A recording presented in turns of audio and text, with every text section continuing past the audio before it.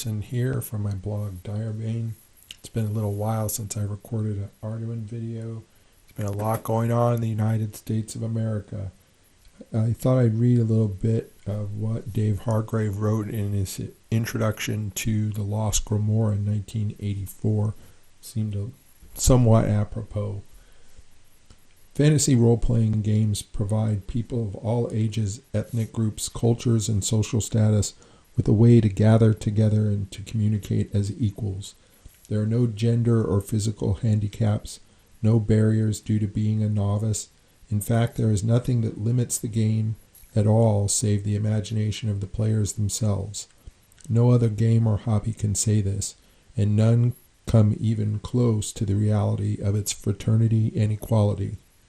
Doctor, lawyer, junior high school student, state policeman, black college student, 12-year-old boy, 40-year-old housewife, all are people who have played in and with each other during fantasy role-playing games I have mastered.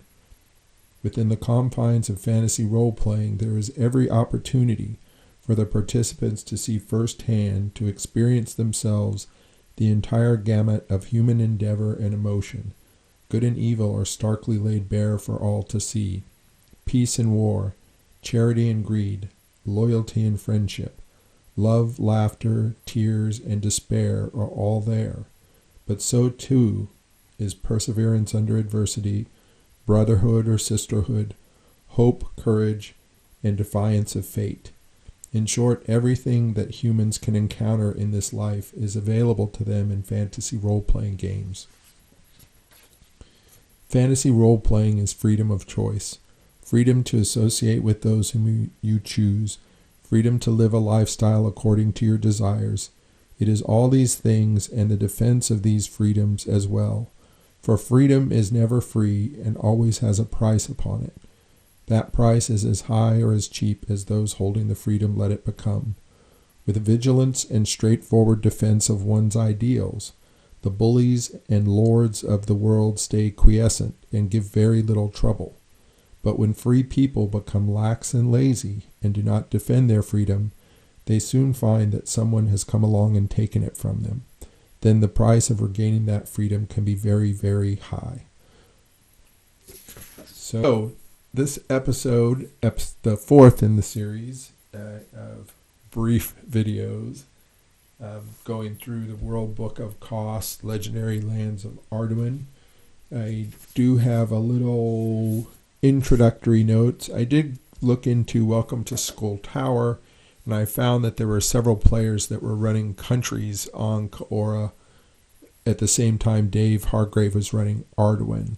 So Bill Voorhees was running Tharkala, Brad Thom was running the Rainbow Isles, Andy Rodriguez was running Rothan, Charlie Parker was running the Kazangi Dales, and Peter Savoy was running Oz.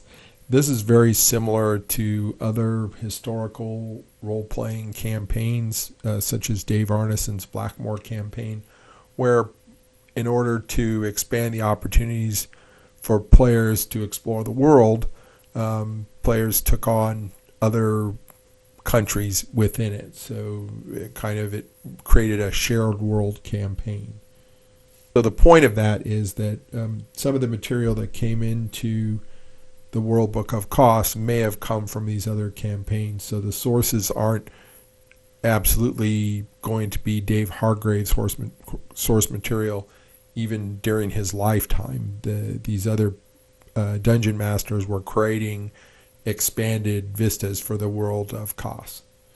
The other thing I did is I sent an email to Mark Scheinert and got some pronunciation help. Thing he did want to point out is that Dave Hargrave tended to put silent H's with abandon, Mark says.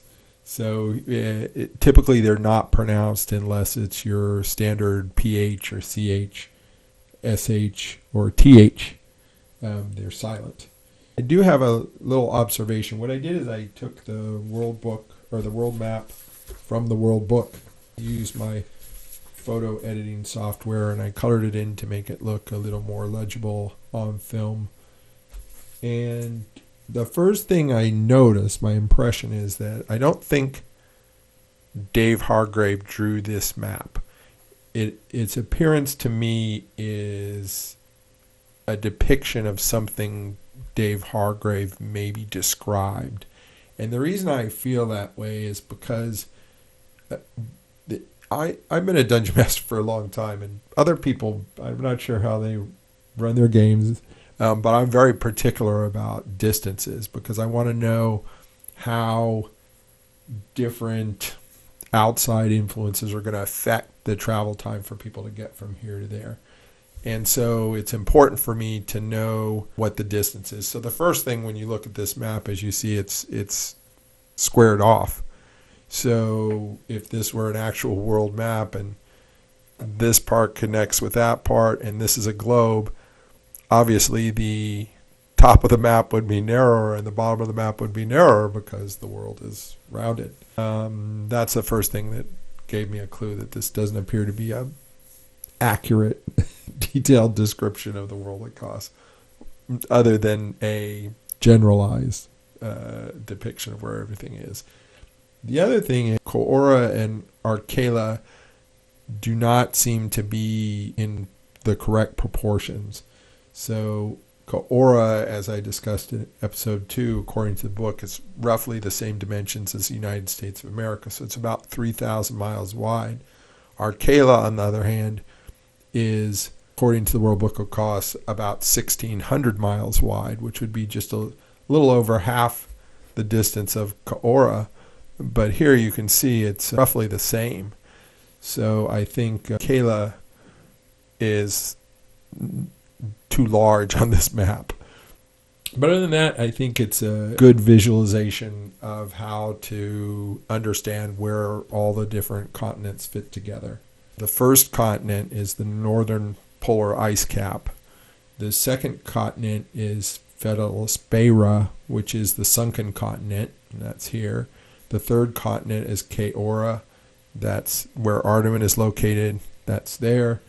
The fourth continent is Extacera, which is this mountainous thing called the world spine. Fifth continent is Arkela, which is the radioactive wasteland.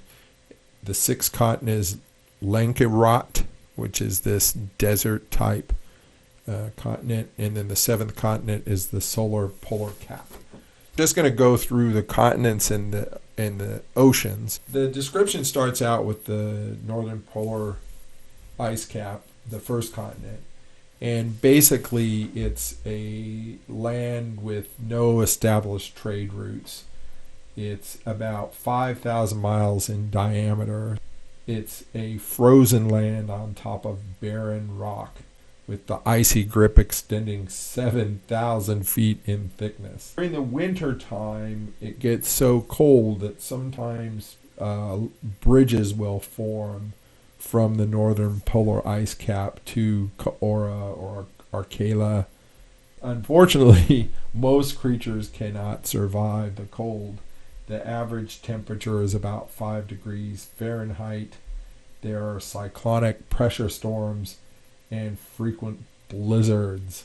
So this second continent is Fetalosphaera, and that's the sunken continent. It was originally the flower of civilization, the homeland of the reptilian race, the Kathoi, who created the galactic empire and then later were defeated and now no longer exist. And the name of the continent is actually disappearing from memory. People just call it the sunken land. And most of the civilization that exists on this archipelago don't even realize that they're living on the remnants of this great intergalactic civilization. The only thing that there might be evidence of are artifacts and ruins that they may come across.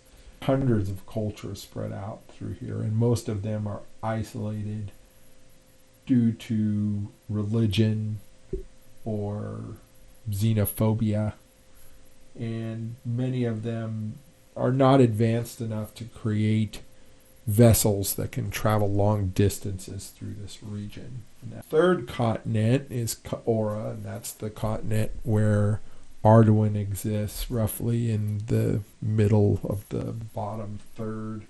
This is the most civilized continent. The fourth continent is Extachera, and that's this world spine. It's 14,000 miles long and only 800 miles wide, and it's basically mountains that go up tens of thousands of feet into clouds, so you can't even see the top of them, and then there's dragons all over the place on top of them.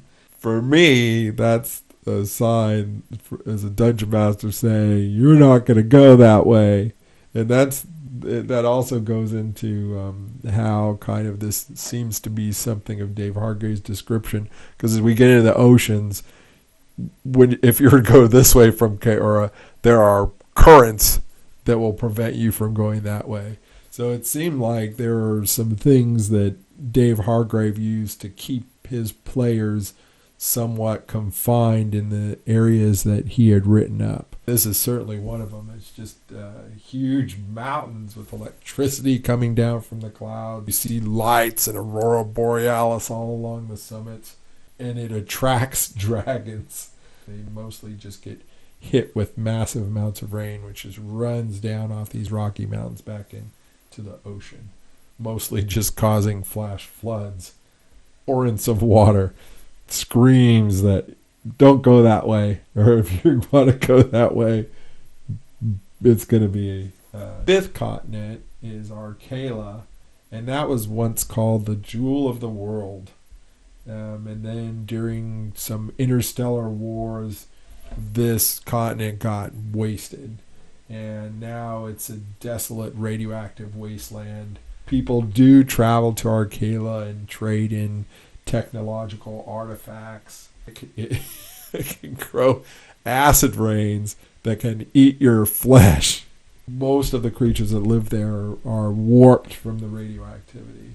The sixth continent, Mark Scheiner actually hadn't heard of, and again, this kind of goes into my idea that there may be some part of Dave's game, or maybe some things that he hinted at, but it really appeared to me that Dave Hargrave wanted to keep his world, right in this little box here, or this little region. But we do have a seventh continent, and that's Lankarot, and it's basically a fire swamp in a desert on top of this massive escarpment. So this central region right here is a 3,000 foot high escarpment with the God's Lost Desert on it. The average temperature is 210 degrees Fahrenheit in the summer, and even in the non-summer it's 139 degrees.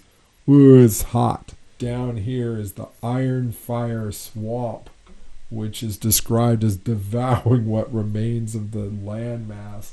It is literally a swamp on fire. It is not a place that your average adventurer can go to. Seventh and last continent is the southern polar cap. They said it's perhaps the coldest and driest place on Kos, and the average mean temperature is negative 18 degrees Fahrenheit. So between the continents, you've got these 6 oceans. This kind of goes back to the second episode where I discussed the constellations. There are about a dozen constellations that were noted in the World Book of Kos, and I touched on a couple of them.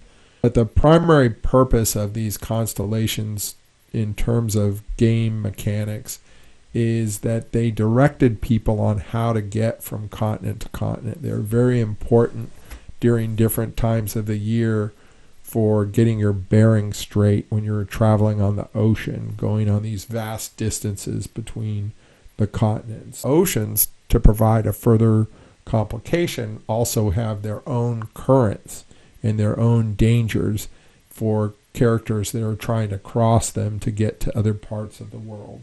Northern Sea, and these are called the waters of moving ice. In each of these oceans, a bunch of subseas that are discussed. So the southern polar cap is the Southern Ocean. It has also a number of subseas within it, but they're all achingly cold. is also the most deep ocean, over 15,000 feet on average, with hundreds of trenches and ridges down in the water. There are also rumored that there are several large deities have their graves down in the Southern Ocean. The ocean between Kaora, Arkela, and what's left of Fetal Spera is the Orichalcum Ocean. Mark Scheinert says colloquially it's Orichalcum. The Western Ocean, it's over here, but again it's adjacent to Kaora because we're doing a globe here. It covers the island-dotted waters between Kaora and Langkawi. So it has strong surface currents that are fast moving around numerous islands and considered impossible to navigate, and that circumscribe the entire ocean. So for me, that again lends me to believe that it's trying to keep players away from this area here. The Crystal Ocean is down off the coast of Extakera. This ocean is called the Crystal Ocean because it's unnaturally clear and great depths are easily visible. It's got a depth of about 16,000 feet with very few shallow areas. The final ocean is the Frothing Cobalt Ocean, and that is very turbulent and achingly blue. So thanks. What I'll do is pick up the Great Worm Road in the next episode and also discuss the nexus points.